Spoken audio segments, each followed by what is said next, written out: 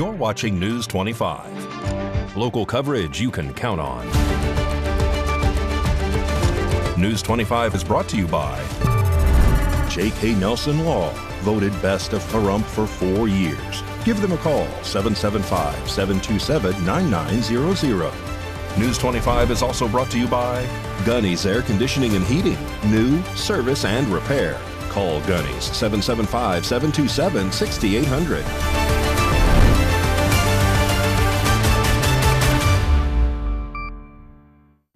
Hello and welcome to this edition of News 25. I'm Unette Gentry. Thanks for joining us on Ace Country Radio, and we're also streaming at KPVM.TV. We're also on your Roku devices. It is Tuesday, August 4th. And our top story, in Pahrump, fire and rescue respond to a brush fire behind Montana Bar and Grill that then extends to a 2-story apartment building. We have more details from Fire Chief Scott Lewis, who says the fire department had to return again on Tuesday morning to put out some hot spots. Christy Willis reports. At approximately 11 p.m. on Monday, August 3rd, Nye County Dispatch received reports of a brush fire in the area of South Loop Road and Commercial Drive. When firefighters were responding, dispatchers were advised the flames had spread to a nearby 2-story apartment complex. Pahrump Valley Fire and Rescue crews acted quickly to contain the fire, preventing it from spreading to additional structures. News 25 spoke with Fire Chief Scott Lewis, who provided more details about Monday night's fire and the challenging conditions firefighters faced while battling the blaze. Last evening around 11 o'clock p.m., Pahrump Fire Rescue was dispatched for an initial report of a brush fire. Shortly after responding, they were notified that the brush fire had extended to a 2-story wood frame apartment complex that consisted of 4 units. As they arrived on location, they found heavy fire conditions lapping up the wall into the attic space and into the 2nd floor of the complex. Crews quickly commenced a defensive exterior objective, connecting to closely located fire hydrants, and controlled the fire within about an hour's time. There were no life safety issues as all occupants were out of the structure and uninjured. There were no firefighter injuries. The investigation preliminary revealed a ground cover fire that was running along the parking lot that had extended to the structure. Then at just after 10 a.m. on Tuesday, August 4th, Pahrump Valley Fire and Rescue was dispatched back to the same location after reports of smoke coming from the area. Officials say the smoke was believed to be the result of lingering hot spots from the previous night's fire. Firefighters returned to the scene to confirm that the fire had not reignited and extinguish any remaining hot spots.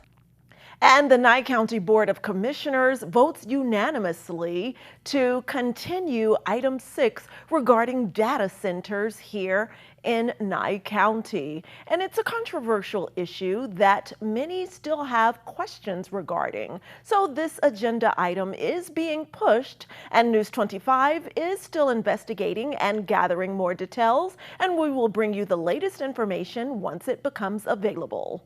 In more area news, we sat down and chatted with incoming Nye County Clerk Kayla Ball, and she's laying out her plans for the office and is telling us that listening to staff and residents here will be a big part of her new job. We're going to have a conversation about why Kayla earns your vote in the election. And so welcome. Thank you. Thank you for having me. Yes. So it's super exciting to be here. Yes, and so we'd like you to please introduce yourself for those who aren't familiar with who you are and what your current duties are. Okay, yeah, so I'm Kayla Ball. I am the future Nye County Clerk, so I did win the primary. I represented the Republican Party. I've lived in Nye County for 30 years, my entire life, so, you know, born and raised in Pahrump. I currently work at the Nye County District Attorney's Office. I've been there for 14 years, and I'm ready for a change. You know, I want to instill positive values for Nye County, and I thought that this was a position that I'd be really great at transitioning into. So I'm super excited to bring my capabilities and my experience to the department. Wonderful. And thank you for all of the work that you're doing as a native of Pahrump, yes, giving back to the community. Absolutely, yes. And so can you tell us what your day-to-day duties entail working at the Nye County District Attorney's Office and then transitioning into the clerk position. Yeah, so I'm an executive legal secretary. So I supervise many different secretaries and aid the attorneys there at the office. So I think that experience being a supervisor and training other staff members will be very crucial with coming into that department, you know, instilling policies and procedures and having more consistency.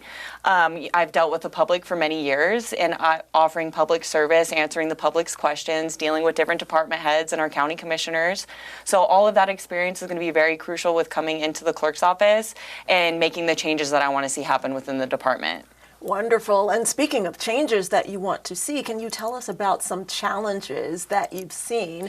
Challenges in the community, maybe with the voting process, maybe with votes getting sent to different locations, not being counted. Yes. Talk to us about those allegations and some of those issues, please. Yeah, throughout the campaign, it was very eye-opening. The public is very involved, and they bring their concerns directly to me. I'm taking notes, and those are things that are very important. You know, if you're hearing the same thing consistently over and over again, you definitely want to look into those concerns. With how this primary was ran, it's very disheartening and very disappointing how the public didn't have a lot of confidence in the results and how things were being counted. That is something that I'm definitely taking into consideration and how we can make those changes. One of them being I had a meeting with Gregory Hafen and the Secretary of State on what we can do to improve our election results getting reported quicker and why we have to tabulate them in Tonopah. Nye County is going to continue to grow. We're going to see a population increase. We have to make sure that we're streamlining the things that we are doing now. So those are the things that I want to change coming in. Uneducated voters was a very difficult thing for me. You would think that people would understand what the clerk's position is and what it is that we do. And I laughed because I said if I had $1 for every time someone asked me what I did or what my duties would entail, I would have been able to fund my entire campaign, you know? So that's something I definitely, more community involvement, community outreach is something I've talked a lot with the Secretary of State about. Part of my job is making sure that we want to get our voter participation up and those percentages. So what do we need to do to be more involved and give the community the faith back in the election process? All right. And what is the one thing that you will do day one that you deem necessary? Absolutely talk to the staff. So coming from being a support staff member at the DA's office for so long, you know, I'm a new department head. I'm coming in there and you have to give respect to earn respect. So I think the staff there is great and I want to hear their concerns of the things that they want to change and the improvements that they want to make. I've been silenced a lot with new department heads coming in and, you know, my experience has been overlooked and that's definitely not something that I want to do. The staff at the clerk's office has been there a very long time. You know, they have a lot of insight on the things that they want to change. So day one, let's sit down, let's brainstorm on how we can do things and work as a team and be able to improve on the things that they see has been going on the last 4 years. And then, you know, I get to come in there with the authority to make those changes. And, you know, if you give that and give that respect to them and listen to their concerns and give them a voice within the office, I think that really promotes positive change. Excellent. Yeah. So Kayla Ball, the incoming clerk. Absolutely. And we want to actually have you share any additional information that you deem necessary for everyone here in Nye County and even those in Clark County watching. Yes. So I think community outreach and community involvement, I really want to get the next up and coming generation involved in voting, you know, going to the schools and having those mock elections. I think we've seen a lot of different programs to educate the public that Clark County has instilled. So why aren't we doing those things? And that's something that I definitely want to do as well. Getting involved with the Nevada Young Republicans, I think would be a really good charter to start out here for Nye County and just encouraging voters that, you know, to get involved in the process and that's how we make change. So instead of sitting back and talking about things, let's get involved, let's cast your vote. Your vote matters. And that's how we start seeing changes for Nye County. Excellent. Kayla Ball, thank our you. next Nye County clerk. Thank you. And Nevada's newest state park has almost everything but a name. There's beautiful scenery, historic trails, and miles of the Carson River. But we need your help to give it a unique moniker.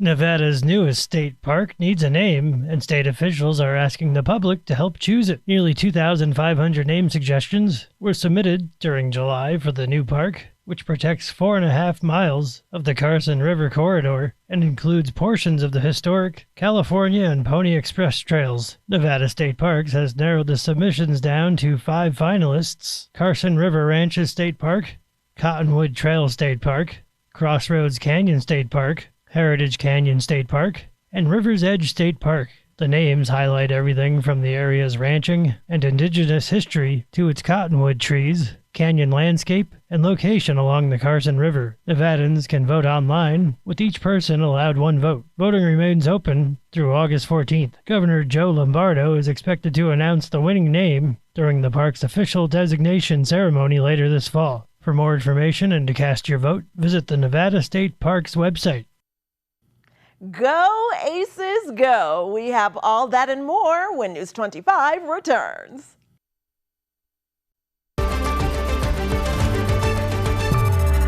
You're watching News 25. Local coverage you can count on.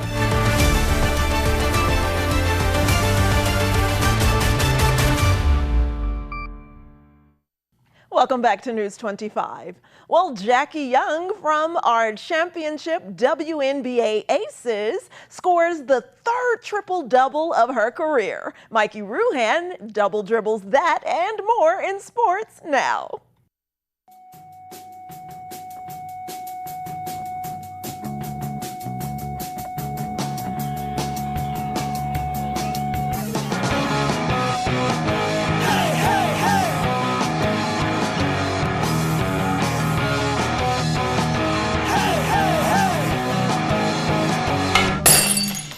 Time now for your News 25 look at sports and streaming at KPVM.TV and now on Roku devices. Jackie Young did a little bit of everything Monday night. 28 points, 11 rebounds, and 10 assists for the 3rd triple-double of her career. Aja Wilson added 23 points as the Las Vegas Aces crushed the Atlanta Dream 109-87. Apparently the Dream forgot the part where you're supposed to wake up. The Aces are back on the road Thursday night against the Indiana Fever. Professional women's volleyball is officially returning to Southern Nevada. The Vegas Thrill will resume play in January 2027 under new ownership from local entrepreneur Michael Landier. The franchise paused operations for the 2026 season while searching for the strong local ownership, and Landier, a longtime Henderson resident, is now stepping in to lead the comeback. So get ready, Vegas. The Thrill is back, and after taking an entire year off, technically they're very well rested. The Las Vegas Aviators begin a season-long 12-game homestand tonight at Las Vegas Ballpark. They'll host Tacoma from August 4th through the 9th, followed by Sacramento August 11th through the 16th. 12 straight home games. By the end of this thing, the Aviators are going to have their mail forwarded to the ballpark. And finally, things are getting a little more physical at Raiders training camp. The Raiders held their first padded practice Monday, giving players their first real opportunity to show off the hitting, blocking, and physicality they'll need once the season begins. Position battles are heating up, the coaching staff is starting to shape the final roster, and Raider Nation is already bringing plenty of energy to the practice field. And once those pads go on, training camp officially changes from nice to meet you teammate to I'm gonna need your roster spot. And that's your look at sports on News 25. Thanks so much, Mikey. And speaking of great entertainment, here's your chance to find out how you can win free passes to the Mob Museum in downtown Las Vegas, courtesy of 95.9 Ace Country Radio. I'm Chris Palermo. And I'm Mikey Ruhan. You've seen us on KPVM TV News 25. We also host a radio show over here on the Ace Country Radio Network, weekdays at noon. It's called Southern Nevada Now, and now I'm about to make you an offer you can't refuse. Free passes to the Mob Museum in Las Vegas, but you're gonna have to work for it. That's right, Mikey. Back in the day, when there was this prohibition thing, speakeasies were everywhere. Everywhere. That's right, everywhere. You needed a password. Mikey, what was that password? The password was usually Joe sent me. Thank you, Mikey. So be the first caller to the radio station. When we tell you to. That's right. And where should they call from? A phone booth. With the password again, Mikey. Joe sent me. Well, Mikey and I tell you to call during our radio show, weekdays, noon to 1, on the Ace Country Radio Network 103.1, and you can win the tickets. Just call from the phone booth 775-727-9400 when we tell you that's 775-727-9400. Remember this, crime does not pay. But it can get you free passes to the Mob Museum in Las Vegas. Thanks so much, guys. And after this break, we have some more electrifying news for you. Stick around, there will be sparks.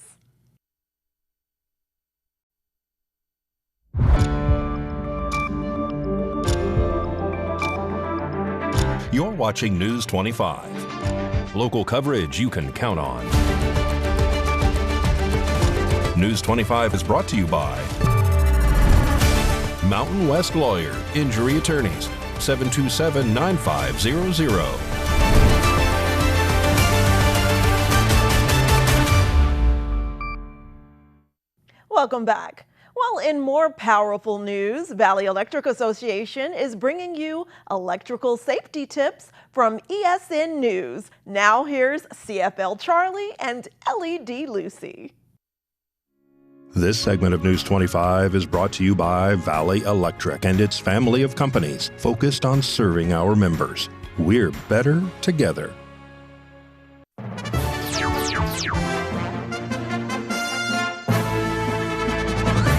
CFL Charlie here, and welcome to ESN, the Energy Safety Network. Our top story tonight, overworked outlets. For more, we go to LED Lucy at the scene. Thanks, Charlie. I'm here in a living room where we have an overloaded electrical outlet. To stay safe, avoid plugging too many things into one socket. Also, watch for cords and cables like this strewn across your floor. Keep them neat and keep an eye out. You could trip or pull the outlet out of the wall. Back to you, Charlie. Great stuff, Lucy. This just in, breaking news on breaking bad energy habits, electricity and water. In the bathroom or kitchen, keep straighteners, dryers, and appliances away from water, and avoid leaving drinks near computers, TVs, or gaming systems. One spill could cause a fire or shock. And always remember, ask your parents for help when working with electricity. Well, that's it for us here at the Energy Safety Network. Stay in the know with electricity and stay safe.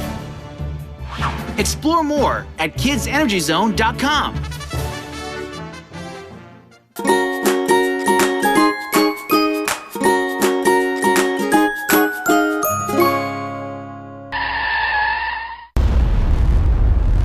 News 25 Weather Cam is brought to you by Lerner and Rowe Injury Attorney's Office in Pahrump. In a wreck, need a check? Call 702-877-1500.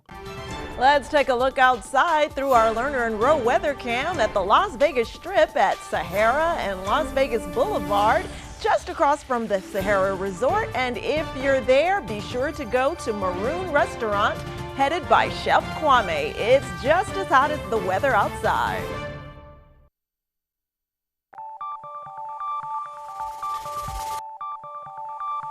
Weather is sponsored by the Nevada Dairy Farmers and the Dairy Council of Nevada, sharing the love of all things dairy. Celebrate the best moments with milk. Milk the moment.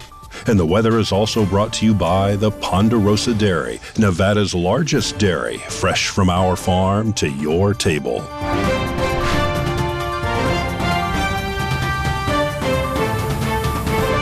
Hello, Romy here on this absolutely terrific Tuesday. Let's take a look at our surrounding areas. Fernley and Fallon, we have a high of 99. Carson City, Tonopah, Goldfield in the high 90s, Beatty at 107, Amargosa with a high of 111, Las Vegas at 114, and Death Valley at 121.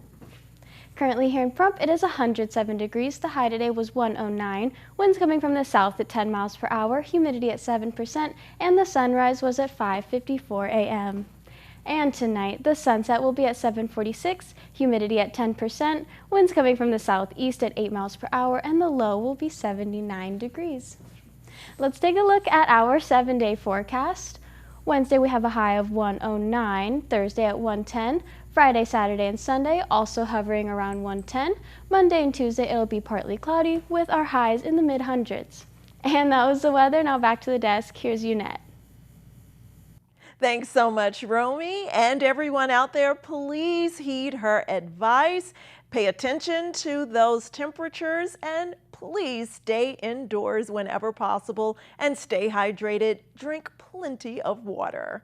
Well, that does it for this edition of News 25. I'm Yunette Gentry, and from all of us here at KPVM and Ace Country Radio, thanks so much for tuning in, and we'll see you on the air next newscast. Good night.